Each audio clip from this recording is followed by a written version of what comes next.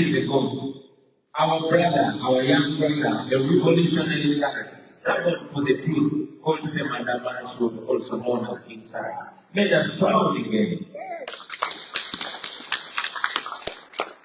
He called one of the biggest concerts in recent Ugandan history.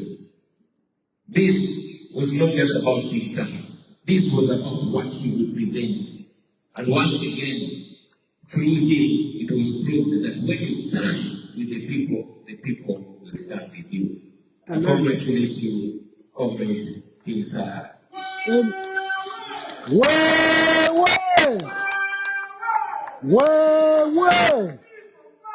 Our power! People power! From Boston, actually,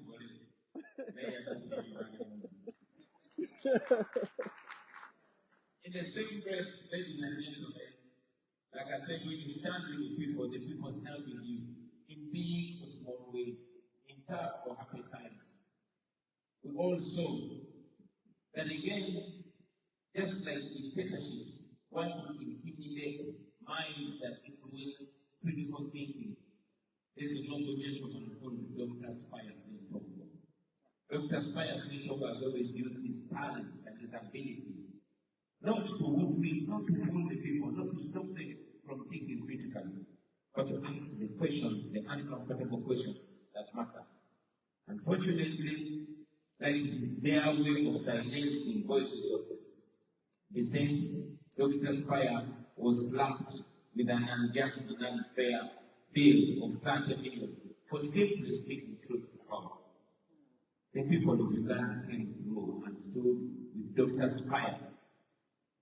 The regime wanted him to pay 30 in 3 weeks. It was impractical, but people stood with Spire, and they even, I'm informed that they collected much more than 30 million. No wonder I recently saw him drink with me.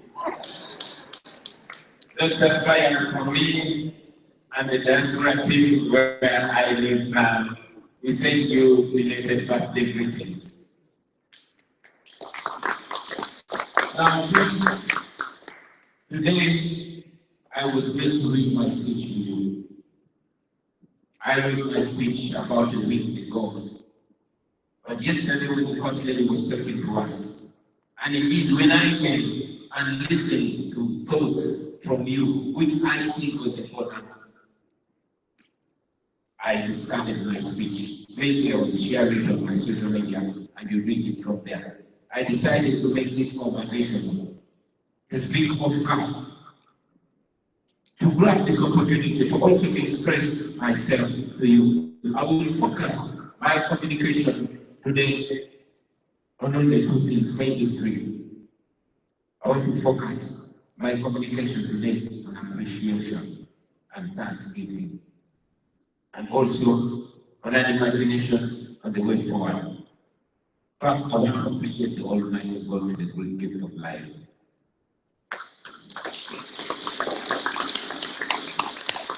For me, this after Arua, after surviving the attempted assassination that took my driver's income, I thought that I was living my second life, and indeed I was. But again, after the re-election of 2026, you all saw the regime wanted me dead. They deployed the military, the police, all security organs to look for me. But by the grace of God, I survived, and here I am.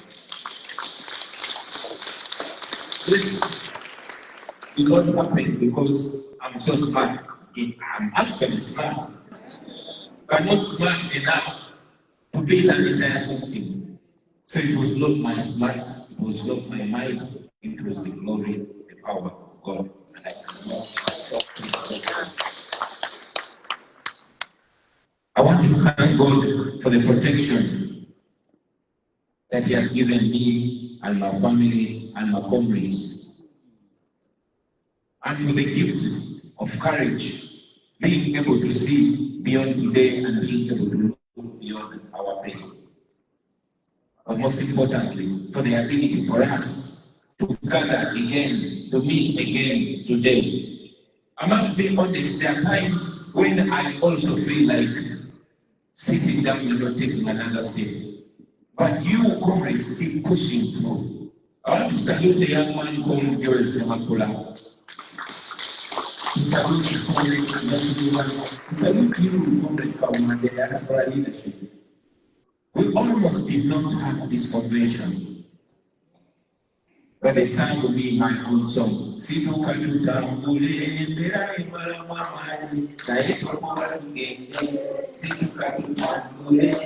And here we are now.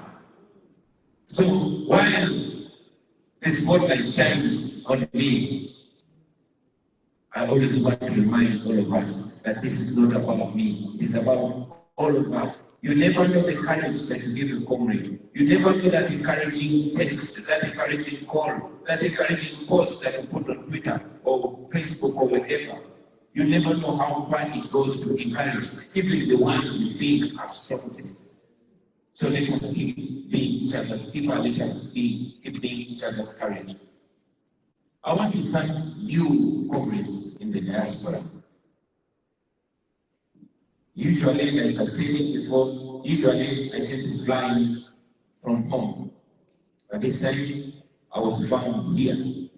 Not because I want to, but because it's the only place I could run to. When the regime came for me and didn't find me, they looked for any possible way to get me. Thanks to the persistence of many of our friends that had actually insisted that we take the children out of the country before. They had thought much faster than us. And then when I escaped from my own house, they descended on my wife and they thought they could break her. They did not know, like Winnie Mandela taught us, when you strike the woman, you strike the rock. That woman right there is the rock. I found myself in a situation where I had to run away from everything that I ever made. To run away from a life that I identified as my life. But look, when I reached you, you welcomed us, me and my baggage. You welcomed us with open hands. You opened your hearts, you opened your houses, and many of you opened your wallets for us. You gave us reason to believe, not to give up. And guess what? We did not even have time to get depressed. We started where we stopped, and now we are moving. Thank you. And this, you've not just done to me and my family, but to other comrades. You have given us a soft landing, even when the ground below us has been scraped away.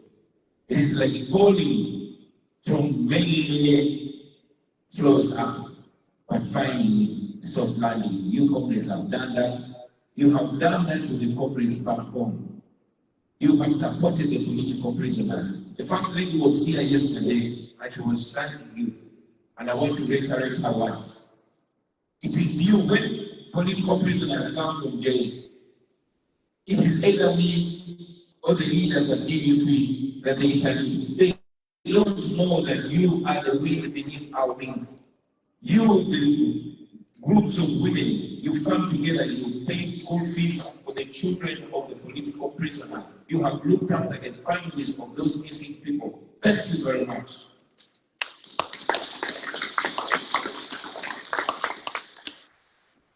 Now that we are here, comrades,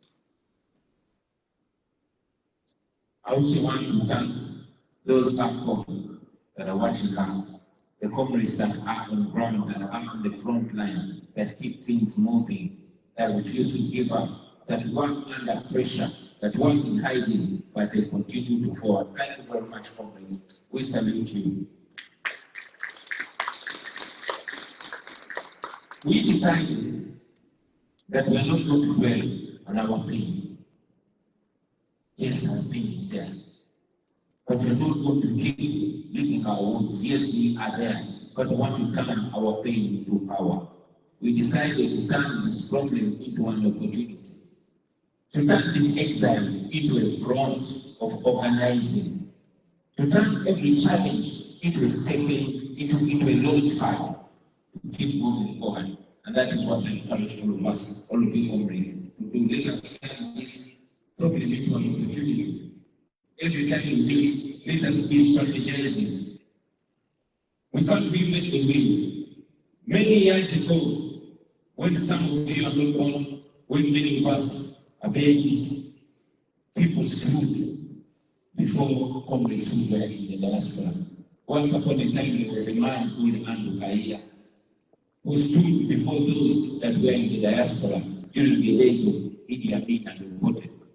They planned, they strategized, they went back home. They won. Although they were betrayed, but they won.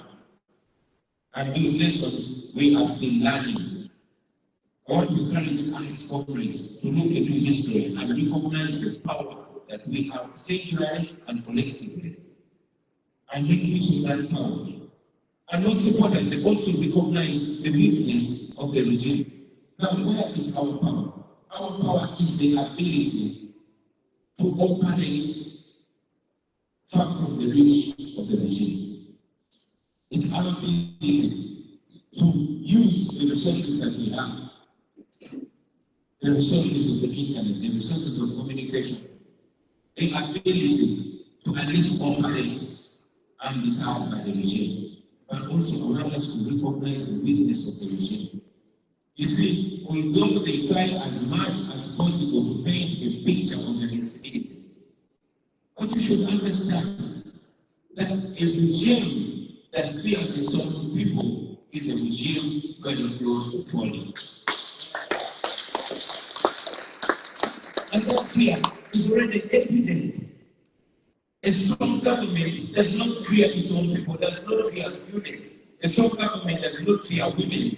A strong government does not fear journalists. Does not fear religious groupings like Muslims. Yes, they've abducted all our people. Yes, they've picked his arrested, he's in prison. They've tortured and imprisoned Bukavu. They've disappeared and later on detained Mwanga Chibombi and many others. Zari is missing. Everyone is in prison. Why is in prison and all that? But let that anger be a reflection of us. Let us not operate out of anger. Let us distill that anger, process it, and find reason to move on. Let us look at the weakness of the regime and turn it into our own strategic strength.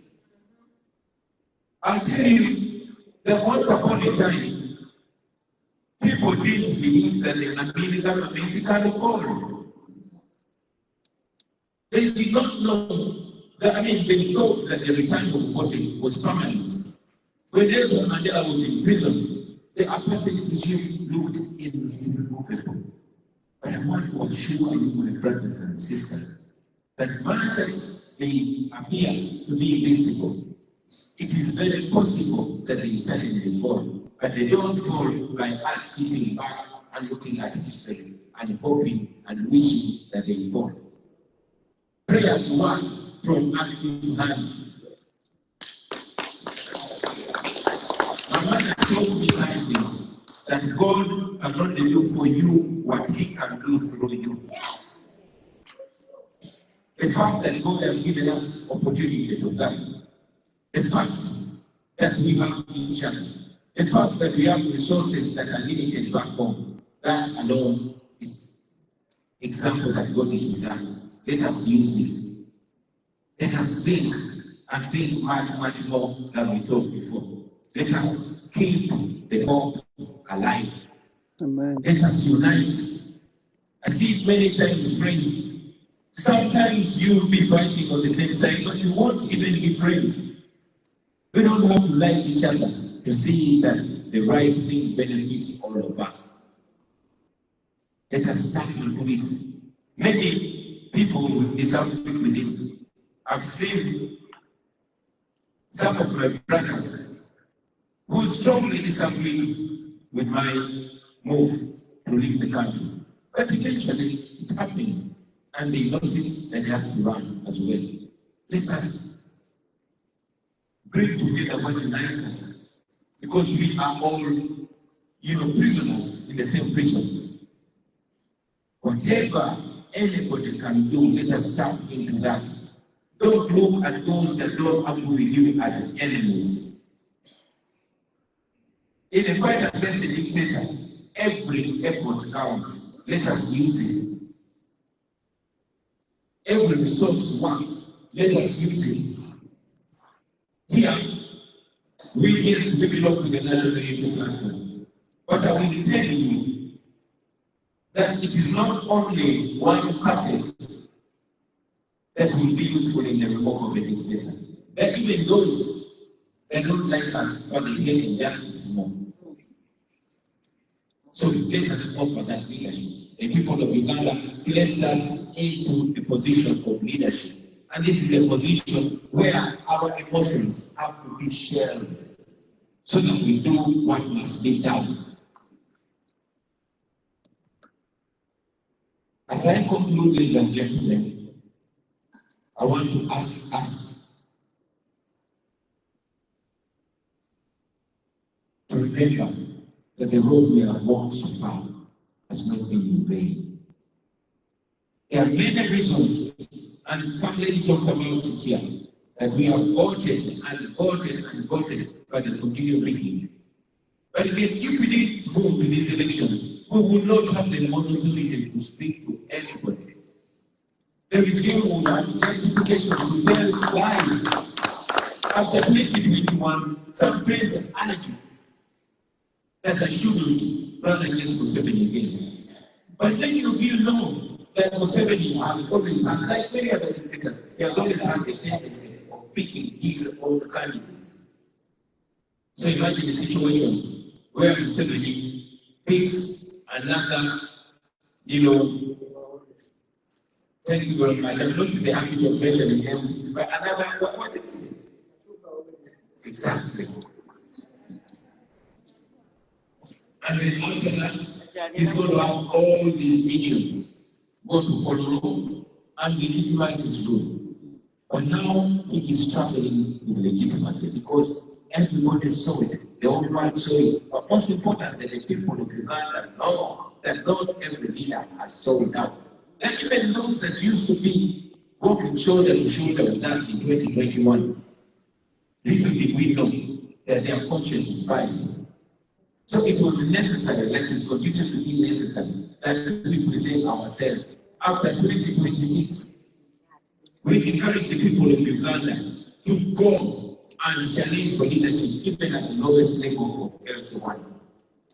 Many of you saw that this time it was lying in the back, but still you would have a line of 400 people of AAP and another line of 10 or 15 people, and they will declare the person that has 15 votes a winner over the person that has 400.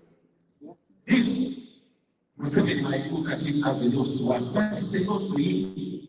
He's a one man whose head is supposed to be looking for a way to have honor, but he continues to strip himself naked. So let us use every tool. That is a weapon to us as well. We must not give up, we must keep going. Also, of all these elections, there have been 3 phases, and I would like to talk about them. The first phase was awakening. The second phase supposed to be mobilization, and another is organizing. We have done quite good at awakening the people of Uganda, because once upon a time, the young people of Uganda were more concerned with Arsenal and Manchester United.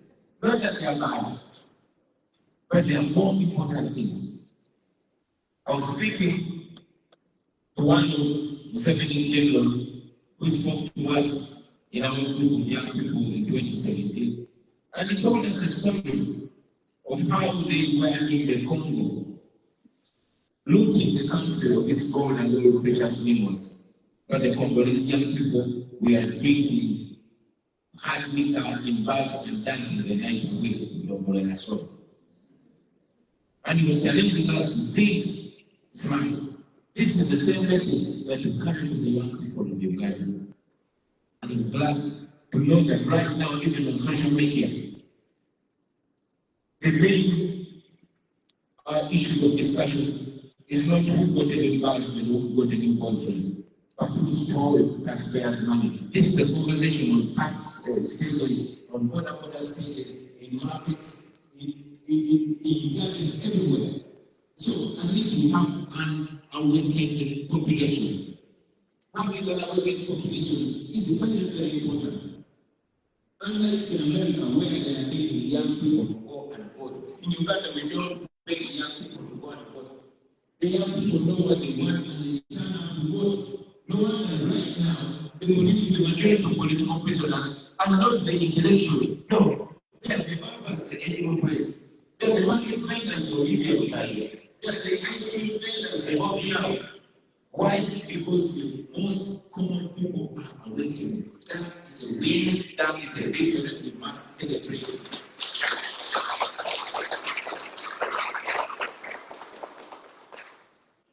The next step was supposed to be mobilizing our people and uniting them. And that we've also achieved it. We explained, ladies and gentlemen, that when we run for president this time, I ask the people of Uganda not to carry my picture, but to carry the flag of Uganda, because we want this to be bigger than an individual, to be bigger than BobiWine. And I'm glad to report to you that we achieved that.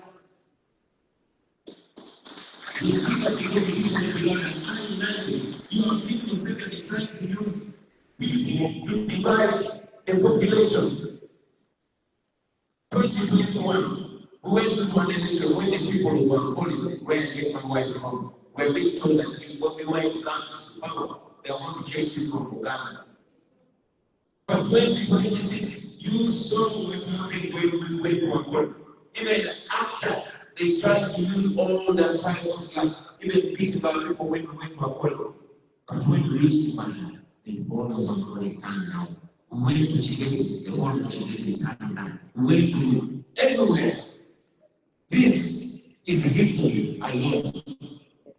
So, and I like to mention that we should not just wait to get to the finishing line for us to celebrate. No, let us celebrate along the way. That will motivate us.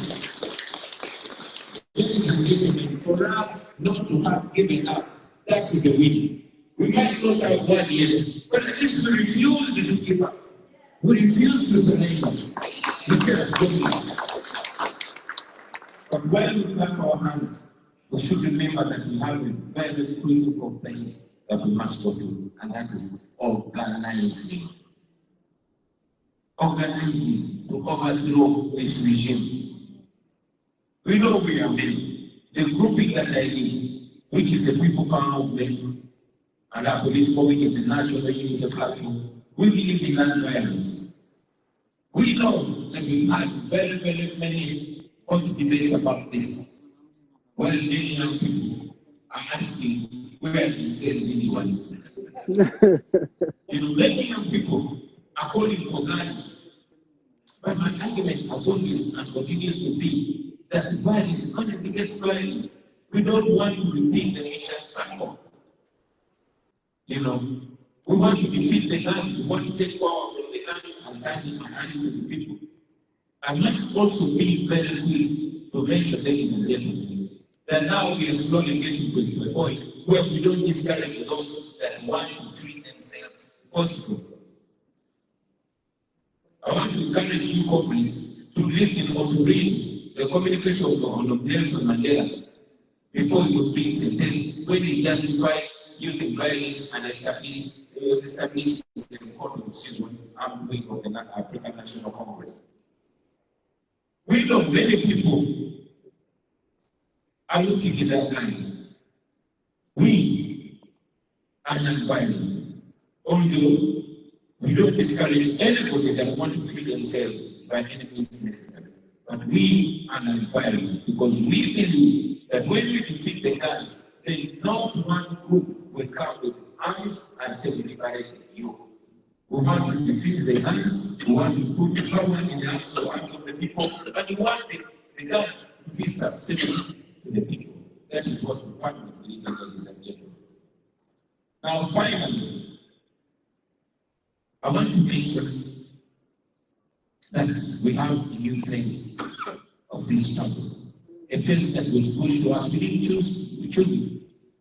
I like to follow Nelson Mandela because he taught us that under oppression, under dictatorship, it is not the oppressed people that choose what is next. It's usually their oppressor.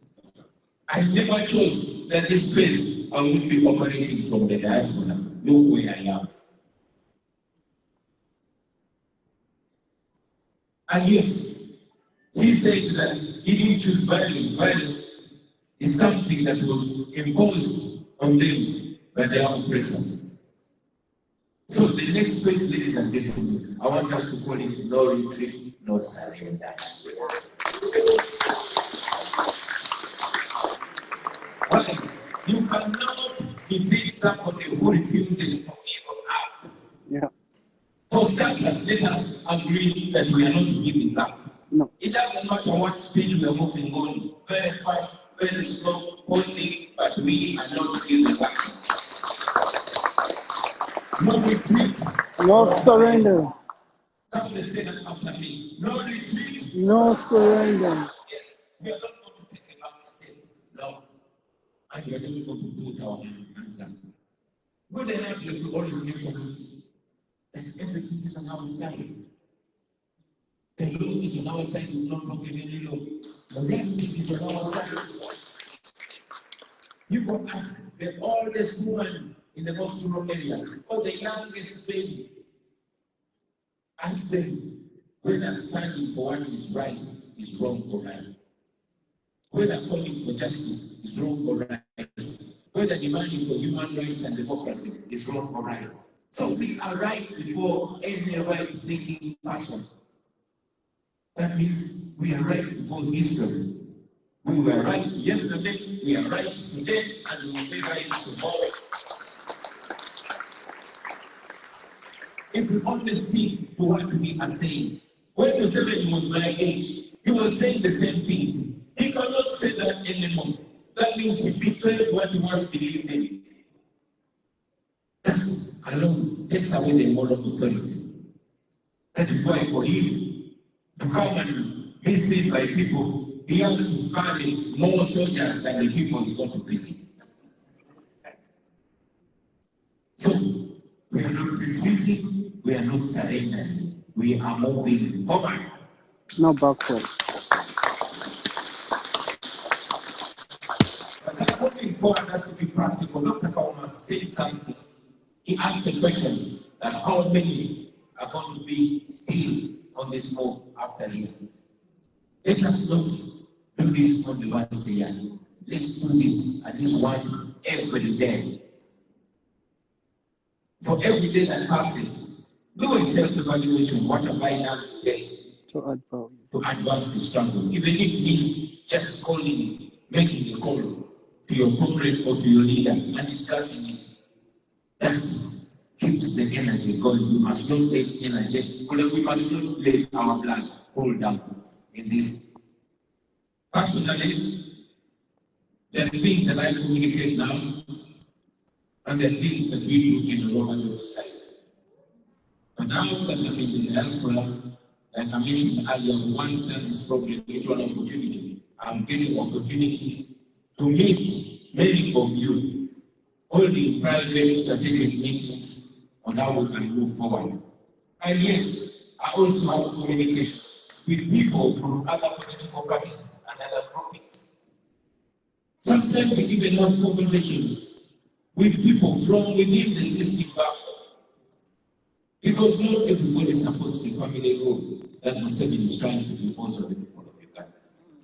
So we are keeping that going, and we are putting all options on the table, all legal and constitutional options on the table.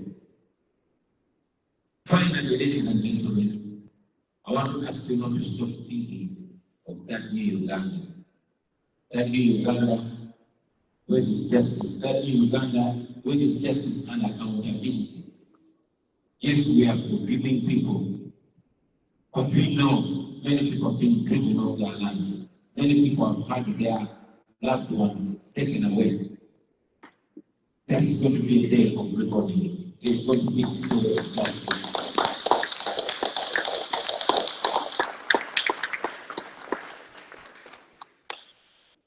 We know that many people have been killed. We have mourned our people. We've seen them in jail. They've disappeared.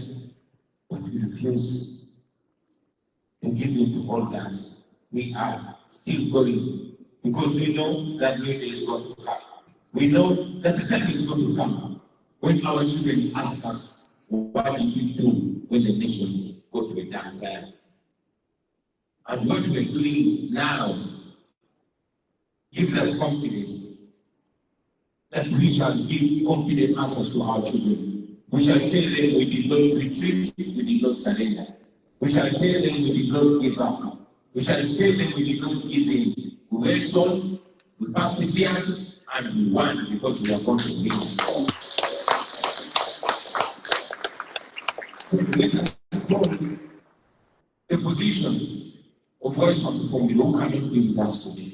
Let us hold the vote for HE Bobi who is not with us today, for BobiWine, for HE, for Dr. Elizabeth, for Elias, for all these people that have spent their lives trying to pursue a better Uganda for our people. Let us not give up. Let us keep going. We have put a few strategies, and I took a question from my brother, which I have thoughts of sharing tomorrow on our dinner, on an image that we are not inventing. I want to encourage many of you to read a book that is called The Price of Freedom. It was written by Francis Wade.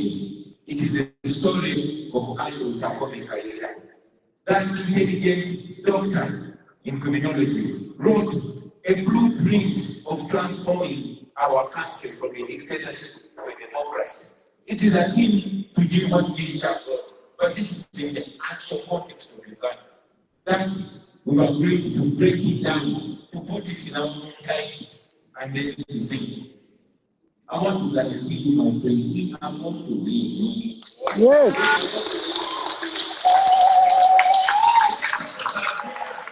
There are many people got this way, they got into this direction during colonialism, but it ended. During the main dictatorship, but it ended. During the apartheid regime, but it ended. Yes, the times are different, the circumstances are different, and we are different. But I want to tell you, the lessons are still the same. The lessons are still applying, and we are going to apply those lessons. Good enough to our following. You know, the people of Uganda, majority of them are for the cause. And even those that are hiding within the system are not supporting it. How do you think I survived? How do you think I was able to beat the entire lift? So, if you are despairing, think about that. Think about the young lady called Lorraine Kaija, who is not giving up, even when they are telling her, we can release you, for as long as you say you were wrong and we are right. Think about Alex Royce from the family. Think about Eddie Goodwin. These people are ordinary people, but are holding God. They should remind us that we that God has given the opportunity to be where we are. We must not give up. Let us take examples from our brothers from South Sudan, from our brothers from all over the world. We are going to win. I can guarantee you that. Yeah. Let us not give up. Let us keep putting one foot into the other. Finally, I can only undertake on my behalf and on behalf of my family that for me and my family, we shall not retreat, we shall not surrender, we shall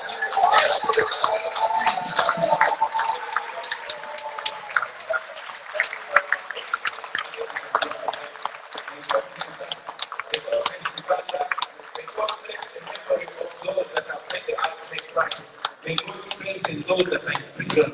May God give us the courage and the fortitude and the wisdom and the ideas that we need to move from step to step. May He keep us together. May we get ideas. And may one day all of us come together and say, glory be to God, we are free at last. Thank you very much.